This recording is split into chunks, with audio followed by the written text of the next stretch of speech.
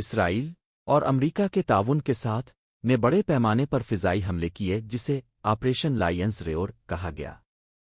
اس میں تہران اور دیگر شہروں پر متعدد مقامات کو نشانہ بنایا گیا۔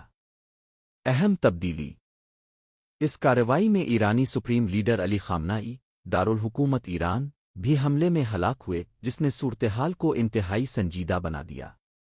راٹرز 1 ایرانی رد عمل: ایران نے اسرائیل اور بعض امریکی فوجی اڈوں پر بالسٹک میزائل اور ڈرون حملے کیے۔ اس کے علاوہ سٹریٹ آف ہرموز، دنیا کی اہم سمندری گزرگاہ، کی شپنگ دیر تک متاثر ہوئی۔ یہ 2026 کی صورتحال ایک جاری بحران ہے۔ عالمی رہنماؤں کی کوشش ہے کہ مزید کشیدگی نہ بڑھے، لیکن صورتحال تاحال غیر یقینی ہے۔ اسرائیل اور امریکہ کے تعاون کے ساتھ نے بڑے پیمانے پر فضائی حملے کیے جسے آپریشن لائنز ریور کہا گیا۔ اس میں تہران اور دیگر شہروں پر متعدد مقامات کو نشانہ بنایا گیا۔ ویکیپیڈیا۔ اہم تبدیلی: اس کارروائی میں ایرانی سپریم لیڈر علی خامنائی دارالحکومت ایران بھی حملے میں ہلاک ہوئے، جس نے صورتحال کو انتہائی سنجیدہ بنا دیا۔